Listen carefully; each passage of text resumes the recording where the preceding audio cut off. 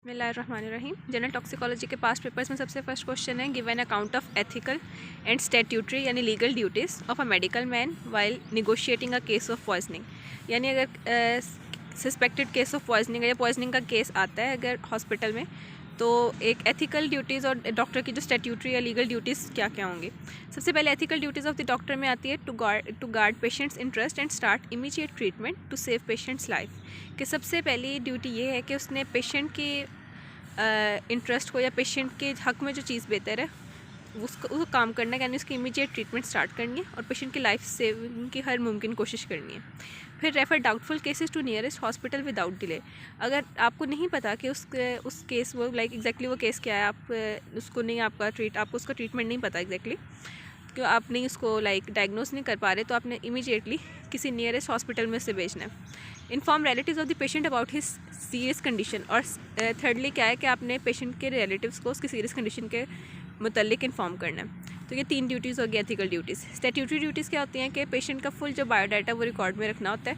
उसमें उसका name, age, gender, occupation, address, date और टाइम जब वो पेशेंट आया है वो हॉस्पिटल में, और उसके 2 आइडेंटिफिकेशन पॉइंट्स, ये सारी इन्फॉर्मेशन आपने पेशेंट की नोट डाउन करनी है। In case of homicidal poisoning inform the police. अगर होमिसाइडल पॉइजनिंग का कोई भी केस है तो आपने फौरी तौर पे पुलिस को इन्फॉर्म करना है। Arrange for dying declaration. Dying declaration के लिए अरेंजमेंट्स करने। डाइंग डिक्लेरेशन और डाइंग डेपोजिशन मैंने डिटेल से पढ़ाया था लॉ वाले चैप्टर में, जो लॉ का टॉपिक था उसमें। उसके बाद है कलेक्ट एंड प्रिजर्व। अब ये स्पेसिमेंस कौन से स्पेसिमेंस की कलेक्शन होगी, उनको कौन से प्रिजर्व करने। उसमें स्टमक वॉश आता है, वॉमिटस, यूरिन, ब्लड। स्टमक वॉश क्या होता है कि जब गैस्ट्रिक लिवाज करते हैं ना, उसमें जो फर्स्ट वाला होता है फर्स्ट टाइम जो हम स्टमक वॉश निकालते हैं उसको प्रिजर्व करना होता है। उसके बाद if death occurs, death certificate should not be issued but fact of death must be conveyed. के उसके रिलेटिव्स को बताया जाएगा कि उसकी डेथ हो गई, लेकिन डेथ सर्टिफिकेट आपने फौरी तौर पर इशू नहीं करना होता, क्योंकि इसमें पुलिस की इन्वॉल्वमेंट होगी, होमिसाइडल पॉइजनिंग का केस है, तो आप डेथ सर्टिफिकेट ना ऐसे नहीं इशू कर सकते। पेशेंट आप उसके लवाहिकीन को ये इतला ज़रूर देते हैं, उनको बताते ज़रूर हैं कि उसकी डेथ हो गई। उसके बाद है डिफाइन एंटीडोट।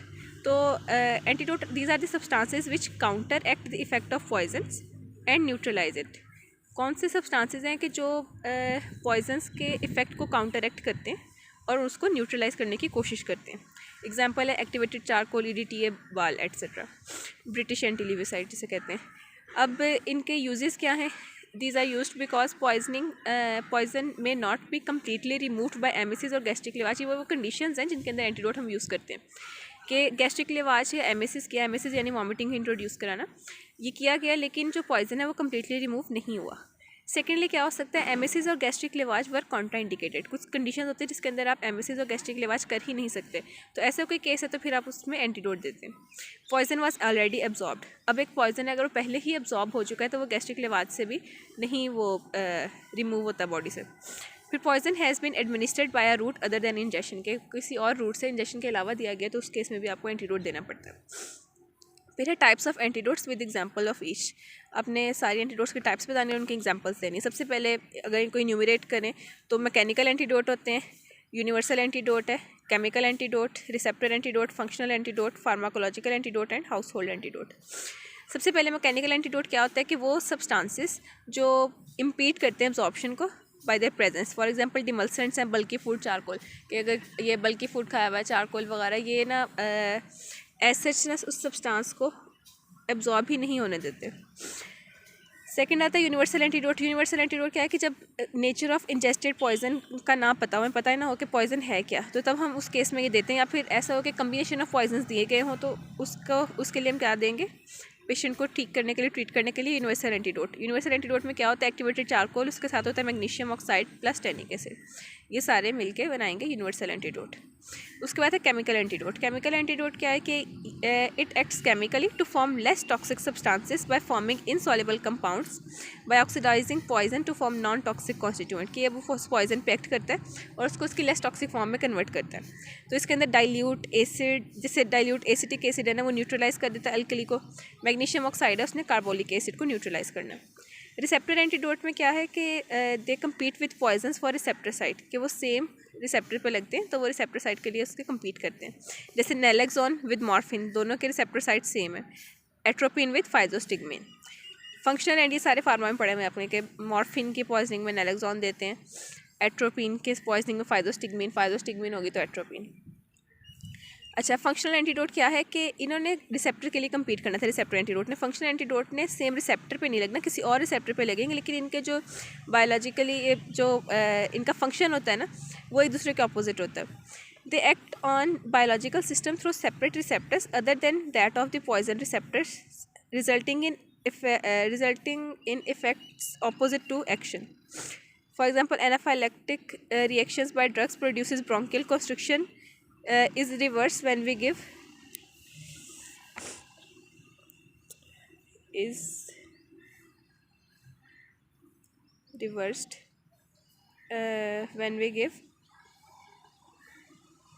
एपिनेफ्रीन के अगर एपिनेफ्रीन देगी तो रिवर्स हो जाएगा। तो सिंपल ये कह लें कि सिंपैथेटिक रिस्पॉन्स है तो पैरासिम्पैथेटिक ड्रग्स दे दें, पैरासिम्पैथेटिक रिस्पॉन्स है तो सिंपैथेटिक ड्रग्स दे दें। उससे एट्रोपिन फॉर पाइलोकार्पिन के लिए हम एट्रोपिन दे देंगे, या एट्रोपिन के लिए पाइलोकार्पिन। दोनों एक दूसरे के, ये मस्क्रीनिक है और ये एंटी मस्क्रीनिक है। फार्माकोलॉजिकल एंटीडोट में क्या है, binds directly with metal ion to form stable compounds which remove metal from complexes with the body, simply जिसको हम कहते हैं ना चिलेटिंग प्रोसेस, कि उसने ना मेटल आयन ने बाइंड कर देना, स्टेबल कंपाउंड बना लेना और फिर वो उसने बॉडी से रिमूव करा देना पॉइजन को। इसमें बाल है, ब्रिटिश एंटी लिविसाइड जिसे बोलते हैं, ईडीटी है, पेंसिलामीन, डेफ्रॉक्सामीन। हाउस होल्ड एंटीडोट क्या है कि जो वो वाली चीज़ें जो घर में रूटीन में मौजूद होती हैं, आप उसको एज ए एंटीडोट यूज़ कर सकते हैं। तो उसमें क्या क्या है, strong T for many alkaloids या फिर मेटालिक पॉइजन्स अगर इंजेस्ट कर लें तो उसके लिए स्ट्रॉन्ग टी यूज़ करते हैं। स्टार्च यूज़ करते हैं for iodine, orange, lemon and vinegar for alkaline poisoning. ये सारे मतलब ये एसिडिक है ना, तो अल्कलाइन पॉइजनिंग होगी तो हम इनको यूज़ करेंगे। नेक्स्ट क्वेश्चन है, व्हाट इज़ डिस्पोजिशनल एंटीडोट। अब डिस्पोजिशनल एंटीडोट वो एंटीडोट होता है जो इम्पीड करता है पॉइजन की एब्जॉर्प्शन को, एक्सक्रीशन को, उसकी सक्रीशन को और इनहिबिट करता है टॉक्सिक इफेक्ट्स को, तो उसको हम कहते हैं डिस्पोजिशनल एंटीडोट। सिंपली अगर हम कहें तो फार्माकोकाइनेटिक्स ऑफ द पॉइजन के साथ जो एंटीडोट इंटरफेयर करेगा ना, उसको हम कहेंगे डिस्पोजिशनल एंटीडोट। इसकी एग्जांपल है एसिटाइल सिस्टीन। नेक्स्ट है, what is atropinisation. As the name indicates, atropinisation के एट्रोपिन हम एडमिनिस्टर करेंगे। अब एट्रोपिन देते कब में, जब ऑर्गेनोफॉस्फेट्स की पॉइजनिंग होती है तो हम एट्रोपिन देते हैं। अब एट्रोपिन जब हमने देनी है उसको हमने किस तरह देना है कि उसको उस टाइम तक देते रहेंगे जब तक एट्रोपिन की अपनी बताते खुद एट्रोपिन की पॉइजनिंग ना हो जाए, और जो पल्स है ना वो राउंड अबाउट 70 पर मिनट तक ना चली जाए। ठीक है, तो एट्रोपिन देंगे हम ऑर्गेनोफॉस्फेट की पॉइजनिंग में एज एन एंटीडोट। उसके बाद है, right down criteria for who to label a person as an addict, कि एक पर्सन को आप एडिक्ट लेबल करने का क्या क्राइटेरिया, कि आप कैसे एक पर्सन को कह सकते हैं कि ये कोई एडिक्ट है या नशेई है। ठीक है, an addict has the following characteristics. एक एडिक्ट पर्सन में ये करेक्टरिस्टिक्स होने चाहिए, फिजिकल डिपेंडेंस हो, साइकोलॉजिकल डिपेंडेंस हो, टॉलरेंस हो उसकी बॉडी में, विदड्रॉल सिम्टम्स भी आ रहे हों और एनी कोई स्पेसिफिक सोशल बिहेवियर हो उसका। उसके बाद मतलब ये सारे होंगे ना तो पता चलेगा कि ये जो पर्सन है उसकी वो जो भी पर्सन जो वो जिस चीज़ को वो एज अ एडिक्शन है जिस चीज़ की उसमें, तो वो उसकी बॉडी फिजिकली डिपेंड करेगी उसके ऊपर, उस ड्रग के ऊपर, साइकोलॉजिकली भी डिपेंड करेगा, और उसकी एब्सेंस में वो अपने normal body normal routine works नहीं कर सकेगा। उसके बाद है factors modifying significant effect of poison, कि एक पॉइजन है उसके इफ़ेक्ट को क्या क्या फैक्टर्स हैं जो मॉडिफाई करते हैं। सबसे पहले है कि डोज ऑफ पॉइजन, कि पॉइजन की डोज कितनी थी, फॉर्म ऑफ पॉइजन, पॉइजन किस फॉर्म में था, आइदर वो कोई कैप्सूल था, कोई टैबलेट थी, वो लिक्विड था, वो फ्लूइड था, क्या चीज़ थी वो, कोई स्प्रे था। फिर रूट ऑफ एडमिनिस्ट्रेशन, के किस रूट से पॉइजन को एडमिनिस्टर किया गया, आईवी दिया गया है, पैरेंट्रली दिया गया है, या फिर आपने ओरली दिया उसको। उसके बाद इसी में साथ बताया हुआ कि इनहेल्ड और जो आईवी पॉइजन होते हैं ना वो रैपिडली एक्ट करते हैं। इनहेल्ड पॉइजन होगा या आईवी, कंपैरिजन में किसने बताया कि अगर आप ओरली लेते हैं तो उसके कंपैरिजन में आईवी और इनहेल्ड जो हैं वो रैपिडली एक्ट करते हैं। फिर poisons like snake venom are not poisonous when applied topically, but IV और आईएम एडमिनिस्ट्रेशन इज़ पॉइजनस। अब जो स्नेक वेनम होता है ना, अगर आप उसको स्किन पे, अगर आपकी स्किन बिल्कुल इंटैक्ट है और स्किन पे वो पॉइजन अप्लाई किया रहा है तो वो बिल्कुल पॉइजनस नहीं होता। लेकिन अगर उसी की आईएम इंट्रामस्कुलर एडमिनिस्ट्रेशन हो जाए या फिर इंट्रावस्कुलर एडमिनिस्ट्रेशन हो जाए या फिर इवन के बॉडी पे अगर अप्लाई किया गया और वहाँ पे ना कट वगैरह थे, कोई इंजरी थी, तो वही चीज़ पॉइजनस बन जाएगी। एंटागोनिज्म, एंटागोनिज्म कहता है कि दो सब्सटेंसेस एक दूसरे को अपोजिट एक्ट करें। Two substances oppose effect of each other, for example opium and नेलॉर्फिन।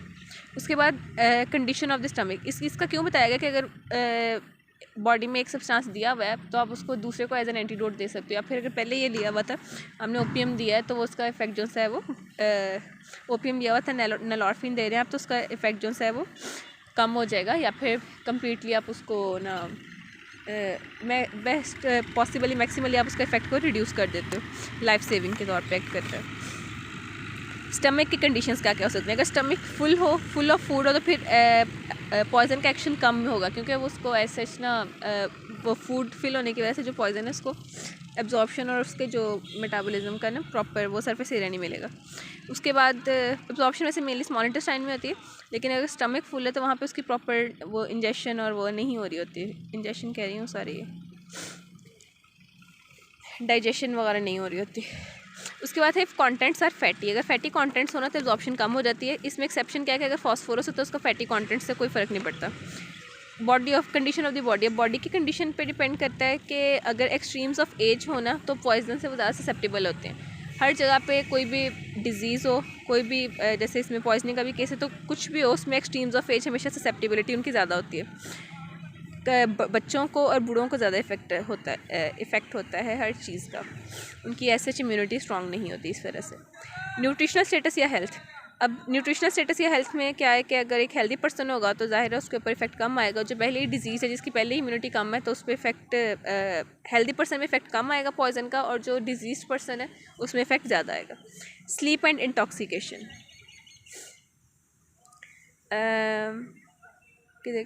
Sleep and intoxication, basal metabolic rate is reduce during sleep and alcohol intoxication. इनके जब बॉडी का बेजल मेटाबॉलिक रेट कम होगा तो जो पॉइजन है उसका effect कम होगा। This reduced metabolism of poison and its effect is slow down, तो इसकी वजह से मेटाबॉलिज्म ऑफ पॉइजन कम हो जाता है और उसका इफेक्ट स्लो डाउन हो जाता है।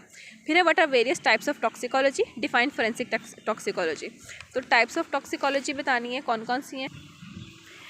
अब इन ब्रांचेस को ना याद करने का एक निमोनिक है ABC, EFG, IV और PR। ए से बनेगा एक्वाटिक और एनालिटिकल, आपके सबके साथ आपने फोरेंसिक लगा लेना, सॉरी टॉक्सिकोलॉजी लगा देना है। Aquatic toxicology, analytical toxicology, A से हो गया। बी से है बिहेवियरल टॉक्सिकोलॉजी, देन सी से है हमारे पास, सी से कौन सा था, क्लिनिकल टॉक्सिकोलॉजी। ए से था aquatic and analytical toxicology, behavioural toxicology and clinical toxicology. फिर नेक्स्ट आता है E for environmental toxicology, F for forensic toxicology and G for genetic toxicology. फिर है I for inhalational toxicology and V for veterinary toxicology. Then P and R, P for pyrotoxicology and R and साथ phytotoxicology and pyrotoxicology and then R for regulations toxicology. तो वैसे ये याद नहीं रहती, irregular से नेम अगर आप निमोनिक से याद करेंगे तो याद रह जाएगा ABC, EFG, IV, PR। Aquatic, analytical, behavioural, clinical, environmental, forensic, genetic, inhalational, veterinary, pyrotoxicology and phytotoxicology and regulations toxicology. फिर उन्होंने साथ पूछा हुआ है define forensic toxicology. Forensic toxicology क्या है कि it's the discipline that combines analytical chemistry with essential toxicological principles in order to deal with the medico legal aspects of toxic effects of drugs and chemicals on a man. कि हमने किसी भी person पे किसी drug के या किसी poison के केमिकल इफेक्ट्स को डिटेक्ट करना हो तो उसमें हम क्या है कि हम एनालिटिकल केमिस्ट्री को और जो टॉक्सिकोलॉजिकल प्रिंसिपल्स हैं उनको कंबाइन करें और उनको यूज़ करें, तो उस डिसिप्लिन को, उस ब्रांच को हम कहते हैं फोरेंसिक टॉक्सिकोलॉजी। अब नेक्स्ट क्वेश्चन है हाउ इंजेस्टेड या अनएब्जॉर्ब पॉइजन्स। ये जितने भी ऊपर क्वेश्चंस बताए ना मैंने, जैसे स्पेसिफिकली ये वाला था जो इफेक्ट ऑफ पॉइजन को कौन से फैक्टर्स मॉडिफाई करते हैं, या फिर पीछे था statutory duties of the doctor और ethical duties of the doctor. ये सारे ना सिर्फ SCQs में आए हुए SCQs के लिए इंपॉर्टेंट है, साथ साथ वाइवा में भी पूछे जाते हैं, तो ये आपने इसको अच्छे से करना है। उसके बाद ये वाला पॉइंट भी वाइवा के लिए बहुत इंपॉर्टेंट है और स्पी के लिए भी। How ingested unabsorb poisons are remove from the body. सबसे पहले इसके ना तकरीबन 4 प्रिंसिपल आते हैं कि कोई इंजेस्टेड पॉइजन जो इंजेस्ट किया हुआ है और वो अनएब्जॉर्ब है तो उसको कैसे रिमूव किया जाएगा।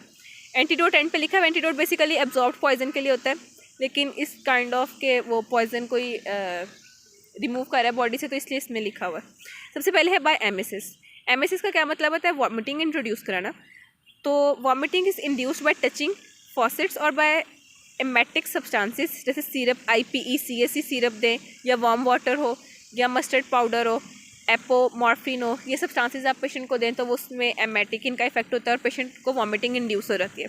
या फिर क्या है कि आप जो अपना माउथ के बैक वाले सरफेस को टच करें तो उससे भी क्या है कि वो एक गैग रिफ्लेक्स टाइप होता है, तो वॉमिटिंग इंड्यूस हो जाती है।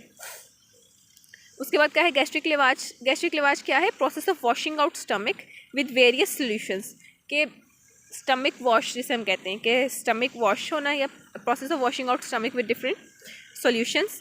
तो इसके अंदर क्या क्या सोल्यूशन यूज़ किए जा सकते हैं? वाटर होगा, सेलाइन होगा, नॉर्मल सेलाइन, सोडियम बाइकार्बोनेट का सोल्यूशन, या फिर tannic acid. It is done by siphon method. और कैथार्टिक्स क्या होते हैं कि वो सब्सटेंसेस जो इंक्रीज़ कर देते हैं बॉडी में पेरिस्टाल्टिक मूवमेंट, और जब बॉडी की पेरिस्टाल्टिक मूवमेंट इंक्रीज़ हो जाएंगी तो एब्जॉर्प्शन ऑफ पॉइजन डिक्रीज़ हो जाएगा। एंड तो क्या होगा? These are the substances that increase the peristaltic movements and decrease absorption of the poison and reject it out of the body. इसमें क्या क्या एग्जांपल्स हैं कैथार्टिक्स की? मैग्नीशियम सल्फेट है, सोडियम सल्फेट है, सोडियम फॉस्फेट है, और मैग्नीशियम सिट्रेट। अब एंटीडोट है। एंटीडोट वो सब्सटेंसेस होते हैं जो काउंटरएक्ट करते हैं इफेक्ट ऑफ द पॉइजन को और उसको न्यूट्रलाइज करने की कोशिश करते हैं। इसके एग्जांपल्स में एक्टिवेटेड चारकोल, EDTA एंड बाल। पेंसिलामीन मेरे ख्याल बाल को बोलते हैं, मुझे एग्जैक्टली अब याद नहीं है।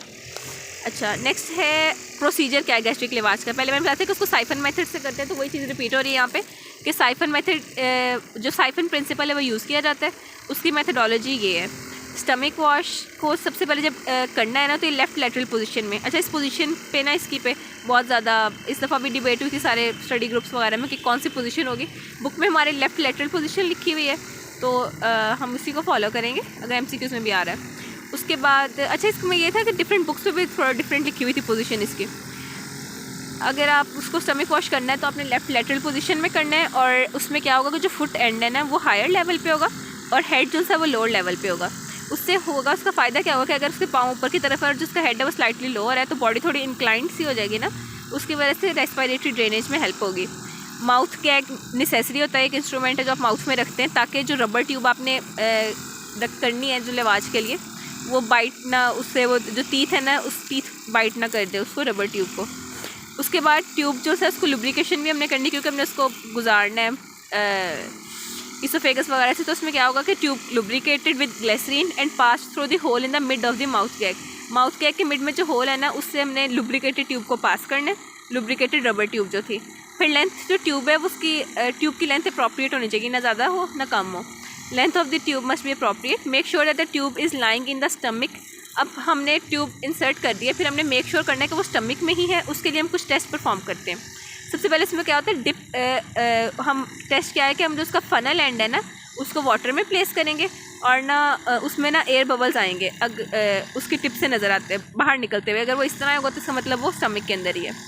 प्लेन वाटर फिर हम रन करते हैं into the funnel which is held above the level of the patient mouth. अब पेशेंट का सपोज यहाँ पे उसके फीट थे और थोड़ी बॉडी इंक्लाइंड थी, यहाँ पे उसका माउथ था। अब यहाँ पे ट्यूब है, ट्यूब के जो फनल एंड है ना उसमें हमने वाटर इंसर्ट करना है, अब उसको हमने माउथ से ऊपर रखना है। उसके बाद funnel end is then lowered below the level of the patient stomach. पहले ऊपर रखा अंदर फ्लूइड भेजने के लिए, उसके बाद हमने पेशेंट के स्टमक से लोअर लेवल पे कर दिया उसको। उससे क्या होगा कि वो गैस्ट्रिक कंटेंट्स ना साइफन ऑफ हो जाएंगे, बाहर आ जाएंगे।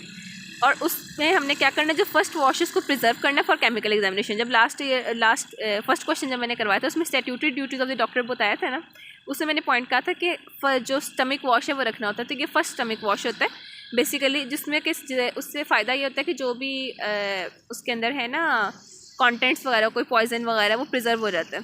केमिकल एनालिसिस के लिए आप उससे डिटेक्ट कर सकते हो कि इसमें बेसिकली कौन सा पॉइजन था। फिर क्या है, the process is then repeated until returning fluids are of the same colour as the gastric lavage fluid. उस प्रोसेस को फिर हमने सेम प्रोसेस को बार बार रिपीट करना है। कब तक करना है कि जब तक जो आप फ्लूइड्स आपने एंटर किए हैं वो वाले उनका कलर और जो फ्लूइड निकल रहा है आफ्टर गैस्ट्रिक लिवाज जो साइफन ऑफ हो रहा है उसका कलर सेम है। फिर आता है कॉन्ट्रा, ये गैस्ट्रिक लिवाज बहुत इंपॉर्टेंट क्वेश्चन है, बार बार रिपीट हुआ है। इसकी नेक्स्ट आती है contraindications of the stomach wash या गैस्ट्रिक लिवाज। क्या क्या इसकी कॉन्ट्राइंडिकेशंस है, कोरोसिव पॉइजन में हम नहीं देते except carbolic acid. Carbolic acid के अलावा कोई भी कोरोसिव पॉइजनिंग होगी तो उसमें स्टमक वॉश हम नहीं करते। उसके बाद लिवाज डेंजरस होता है इन केस ऑफ पेट्रोलियम। उसमें क्या है कि which may be halted with rapidly fatal results.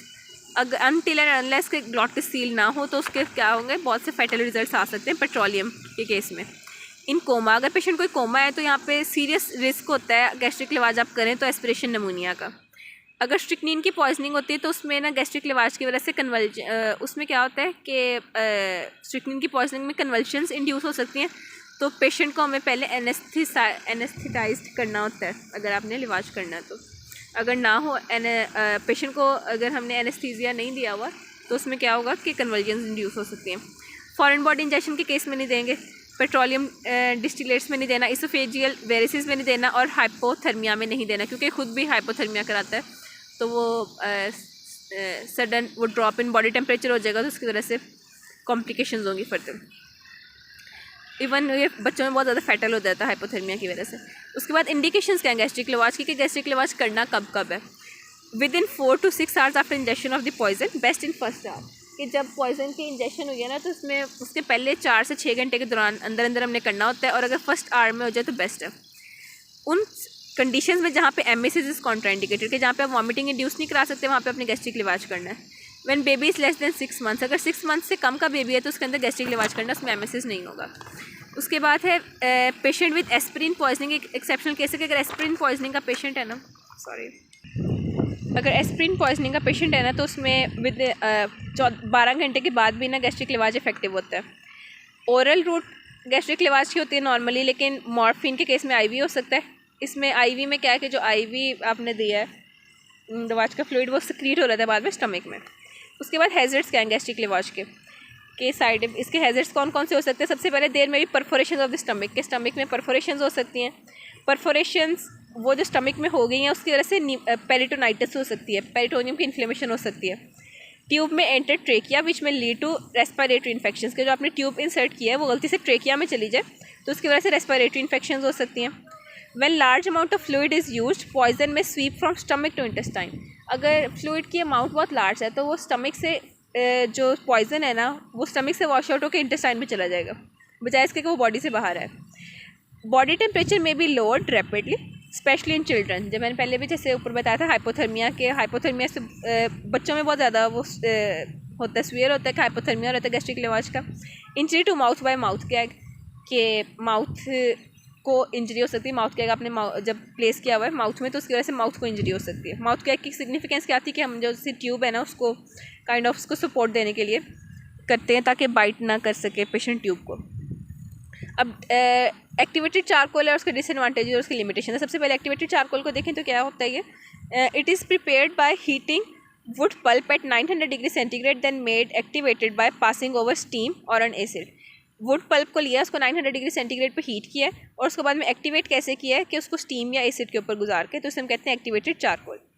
1 gram has an area of 1000 milli square, इसका एरिया बता दिया है।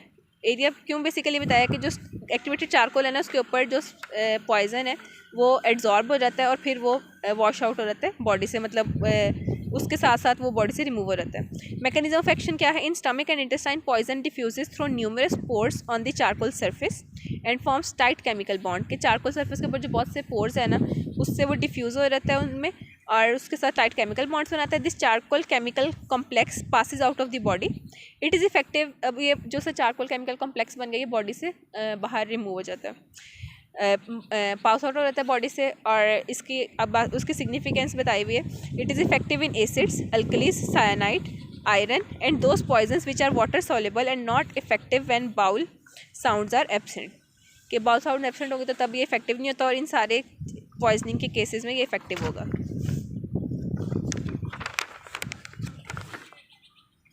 नेक्स्ट है लिमिटेशन और डिसएडवांटेजेस। लिमिटेशंस क्या है, कोरोसिव्स में नहीं दे सकते, हैवी मेटल्स और अल्कोहल की पॉइजनिंग में आप नहीं देंगे एक्टिवेटेड चारकोल।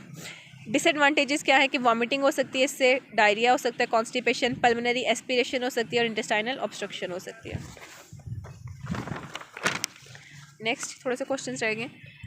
सबसे पहले है किथ सिम्पसन्स क्लासिफिकेशन क्या है पॉइजन्स की, तो इसमें भी ना इसको भी हम निमोनिक्स के साथ याद कर लेते हैं। तो निमोनिक इसकी क्या बनती है, A3CI2S2H, 3 इसमें A हैं, एक C है, C1 कर लेते हैं वैसे,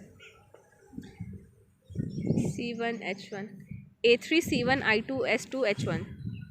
ऐसे सेल्फ निमोनिक इतना लंबा हो गया, इसको याद रखना ही मुश्किल है। खैर A3 में क्या होगा, एनाल्जेसिक्स हैं, एंटी डिप्रेसेंट हैं और बॉर्टिफिशिएंट्स हैं।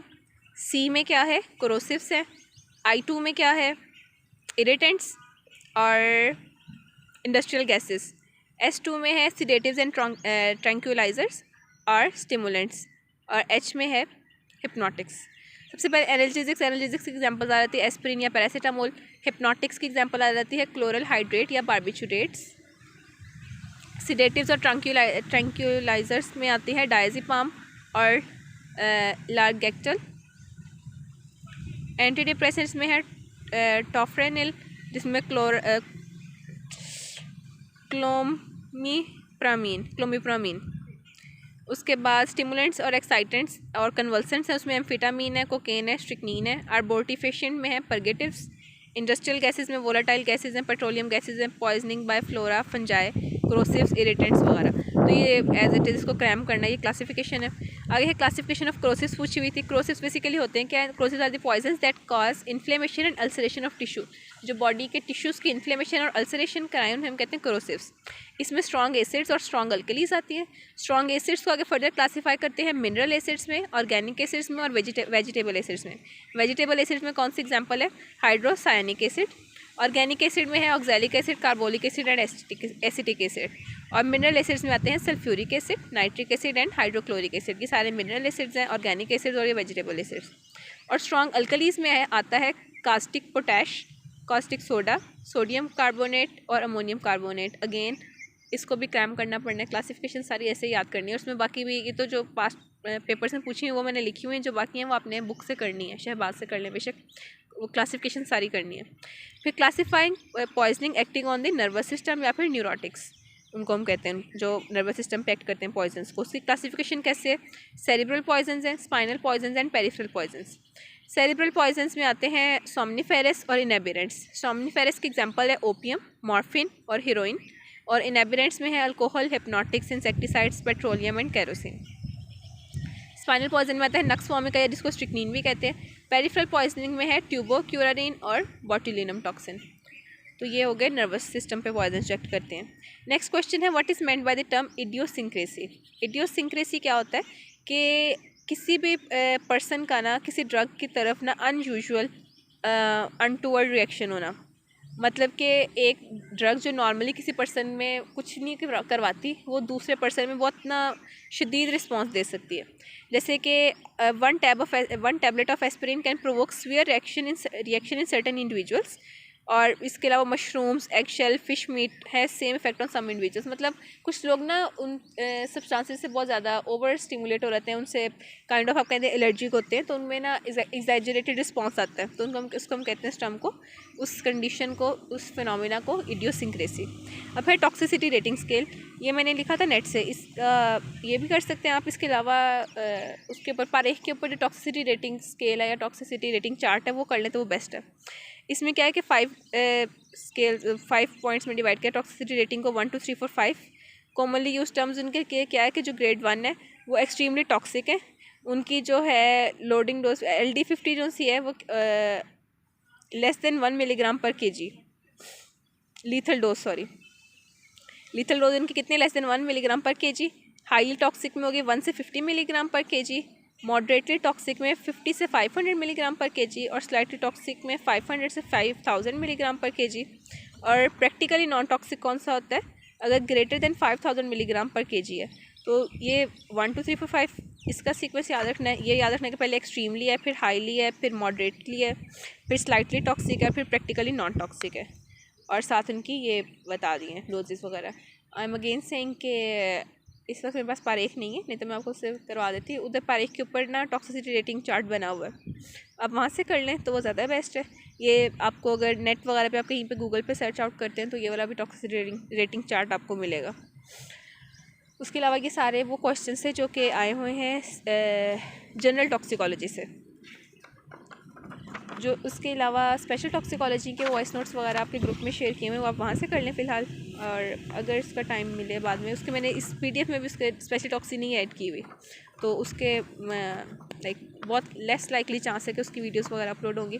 जनरल टॉक्सिकोलॉजी में से यही क्वेश्चन है जो अभी तक पास्ट पेपर्स में आए हुए हैं। मेक श्योर कि आप इनको सिर्फ सुनना नहीं है, आपने इनको याद करना है सब कुछ एज इट इज़।